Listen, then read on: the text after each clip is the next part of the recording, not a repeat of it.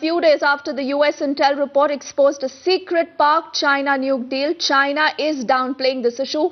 They say that its cooperation with Pakistan in a nuclear development program is for peaceful purposes. 中巴有关的合作不违反核供应集团的有关原则。近年来，中方和巴基斯坦方面在民用核能方面开展了一些合作。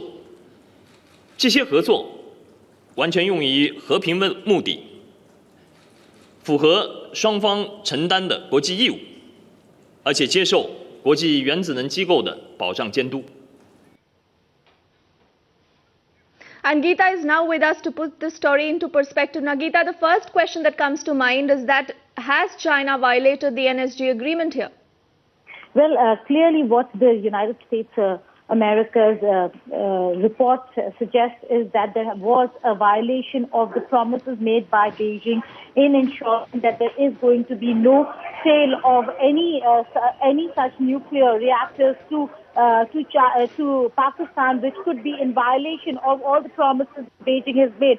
And now the Chinese government comes out and explains, rubbishing all the fears that the international community has with regard to the secret deal that was on between China and Pakistan. Remember, there were earlier two more deals that was made with Chashma 1 and Chashma 2. This is the Chashma 3 reactor that we are talking about. And the report also says there are little nitty-gritties of the report that have come out wherein the Chinese government in its own circles had ensured and had sent out an information letter to all its officials to ensure that no information is leaked with regards to this sale of nuclear reactors to Pakistan, because it could create controversies, which just means that China is now only downplaying a controversy that it was anyway expecting to happen. Now, with the entire sale that took place in February in secrecy, in complete secrecy between China and Pakistan, the United States of America came out and was the first one